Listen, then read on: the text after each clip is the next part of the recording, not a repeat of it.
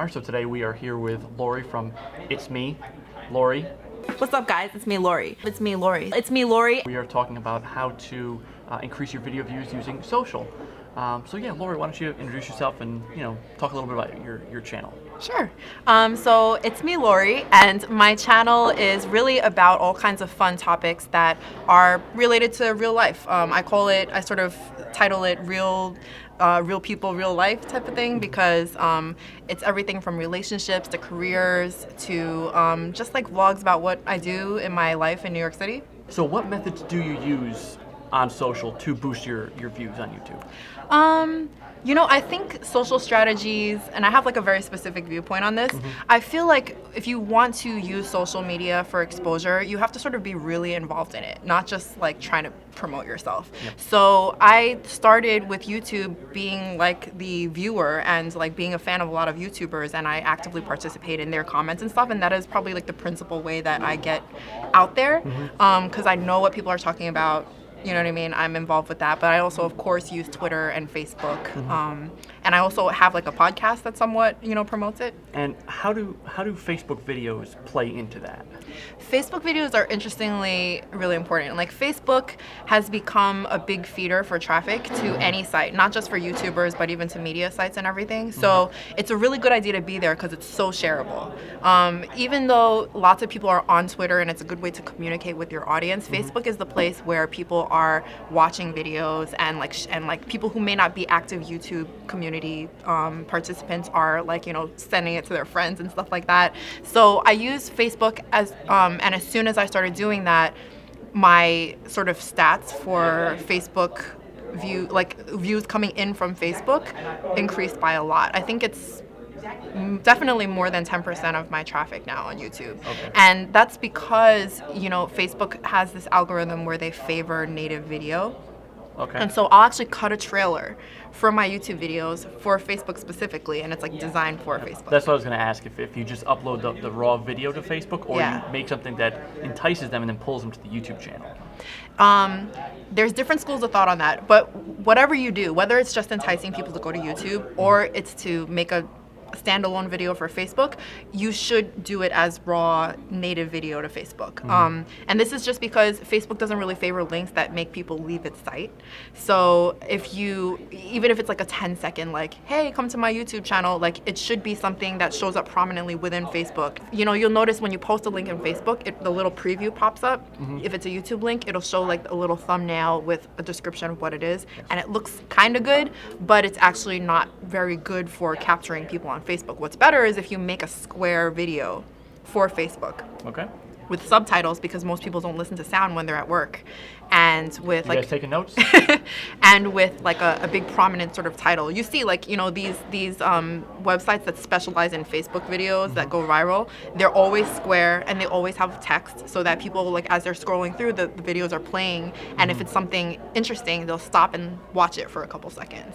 So do that. And then in terms of like whether it should be a short teaser or whether it should be a video in and of itself, I'm starting to lean towards maybe making videos that are they're short enough to be sort of teasers, but they have a beginning, middle, and end and stand alone, so that they're more shareable. Okay. Yeah, and that also depends on, like, if you're a large channel and you have a big set audience already, then they'll be interested automatically in anything you put out, whether it's 10 seconds or 50 seconds.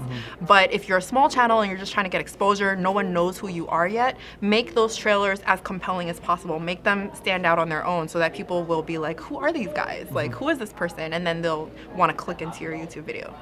Are you finding more success with like a certain length of Facebook video? Like the really short form, or you finding more like the 50-second to a minute? I have not experimented enough with the longer form ones yet. I'm just starting to think about that. And I think what I'll do is keep them always between 30 seconds to a minute. Okay. Yeah, because it's not meant to be like a full-length feature that people are watching on Facebook, but more like, just one of those things that really draws enough emotion that someone says, I want to show this to someone. That's like the key. Yes. Yeah. Yep. What is your favorite social platform for sharing? Okay, let's see. I gotta think about this one. I think I have favorites for different reasons.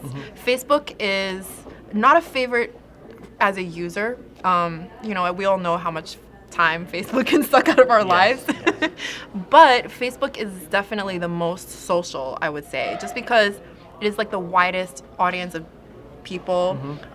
People of all demographics are on Facebook, and they're constantly sharing. Facebook makes it super easy for people to just forward things to everyone else. So I do like that. It's hard because it takes so much extra work. You have to make a whole other video and stuff like that. And for me, like, I made a Facebook page, and I've done a video on my channel where with a guy who actually started a Facebook group instead of a Facebook page, and swears by it because it's much more interactive. Interesting. Okay. And it's much more community building, and the more community you build, the more people are invested in your work and want to share it and stuff like that. So that's Facebook, and it's probably the most effective, I would say, you know. And Twitter is a lot more fun, in my opinion, and I know you like Twitter, because it's very interactive. Like, you're not just putting content out there and hoping people share it with each other, you're actually talking to people. The issue is, I think, Twitter has a higher barrier to entry, in that, like, you don't have a set, like, when you start Facebook, you probably, if you're watching this, you already have Facebook. You know, you've got hundreds of friends on Facebook, people you actually know who will help you out and share your stuff. If you don't have Facebook, pause the video and open an account. It's 2016. Come on, people. That's true. And not purposefully to plug my video, but I did do this video about how to use Facebook if you hate Facebook, because I am one of those people. Like, I realized that, you know, Facebook maybe has like a negative impact on my life in terms of like the time it Productivity. takes. Yes, productivity. But it is a necessary evil, not just for promotion, just because so many people are on it, and there's like, I'm sure you have like your group of 10 friends or whatever that you're always in touch with, but there's all those other people that you know and you like them well enough, but you don't have time to keep up with everything they're doing and ask them for pictures of their kids. But they're all on Facebook. So Facebook is a sort of, you know, it's easy to get into initially. Twitter, if you're starting from nothing, is very difficult. And I think a lot of people with Twitter fall into this trap of like, oh, well, every time I post something, let me just put it out on Twitter. And then you're just sort of like shouting it into the abyss and no one's listening to you. That's the issue there. But once you get over that and you start following the right people, you start finding your little communities and corners of Twitter, then that can also become really effective, just because, like, you'll notice Twitter is the only place where you might tweet at your favorite YouTuber and they'll actually respond to you.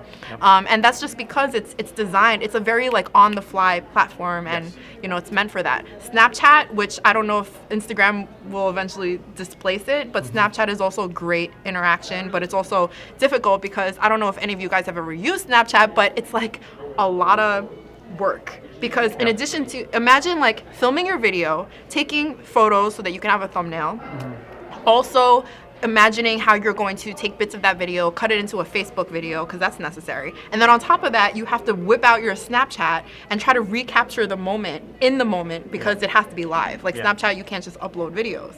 So it's a lot of work. It's just, I've tried to, I went on a vacation once to Detroit for 2 days, and I was planning to do a vlog about it.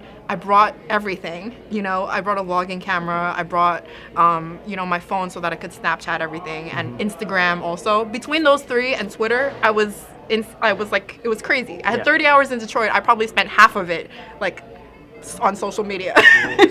and you know, so that's not the kind of lifestyle most people want to live. You want to live in the moment.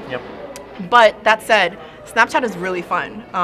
If you follow, like, once people figure out how to follow you and you follow the people you like, you're getting a real raw glimpse of like what they're doing, and it's very compelling, you know, it's compelling content. And Instagram, of course, depending on what type of videos and stuff that you do, you know, it might lend itself very well to visuals, right? Oh, absolutely. And you know, we have a mutual friend, James, who like kills it on Instagram, who like does these really awesome like little videos and stuff like that. That is a great platform in my opinion. I have not mastered it, you know what I mean? I just, but Instagram is a lot of fun, and Instagram is great too because you can hashtag everything, and people are much more interested. They'll follow you even if they don't know you, if they are searching for a relevant keyword or a relevant location, which is, there is no other, Twitter does not work that well. Instagram is the most probably successful in terms of geolocating the content, right? So you might be like, well, I'm in Connecticut right now. Let me see who else is in Connecticut. And you click on it and you see all these other people who are just like right around you taking awesome photos. And the ones that are good stand out right away, and it makes you want to follow them. So if you're putting out great content, you geotag it, you hashtag it properly with like, you know, whatever people are searching for, stuff that's not too common so you don't get lost in the shuffle. Instagram is very effective too. So, I mean, I like them all for different reasons. I use them all in different settings. What's the single best tip you can give to somebody that what they should be doing for video marketing on social? I think it's definitely being involved. I think that, you know, if you think that you could just sort of like helicopter into a social media platform and push your stuff out and hope that people are going to want to see it just because you asked them, that's what a lot of people do, you know what I mean? And it's not effective. And I think that that's what gets people a lot when they wonder why they don't get any engagement. So I would say, like, just be, you know, be one with the people, with your target audience. Like, get into their heads, like, be in their lives and be a participant in their communities. This is the same Reddit. We didn't talk about Reddit. If you want to go on these forums and stuff like that, they don't like self-promotion, and for good reason, right? They want to see that you're not just there trying to push something and sell something to them. You're actually there genuinely trying to make a connection, and I think that helps. It's called social media. You gotta be social.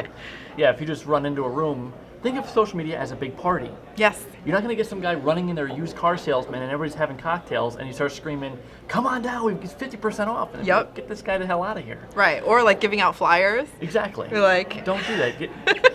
Don't touch my car windshield.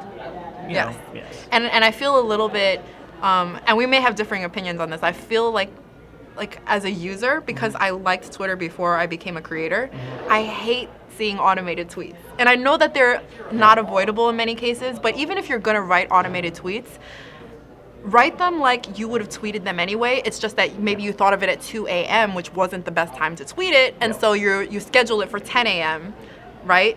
But don't make it look like a bot put it out. Yes. Okay, I'm guilty. I have automated tweets that do go out, but no, your automated tweets are like, yes, and you can sort of tell difference, because also it's forgivable when you see that a person has a mix of automated and live. But you know what I'm talking about, people who have like, whose Twitter accounts are dead except for like... It's just the automated stuff, I've seen that too. It's like, where's the actual interaction where you have a... I know what you mean. Okay, so, which leads us into the last question, which is, those are my questions. What's the number one thing that people should not do? Do not beg people for like or sub for sub. Do that. Please don't do that. And I know everybody says this, but somehow it still exists. I don't know. It's like, they can't be doing it because it works. There's no way. Get lots of sub quick schemes also don't work. Don't buy subs. Don't like give stuff away to like sort of entice people to, do you know what I mean?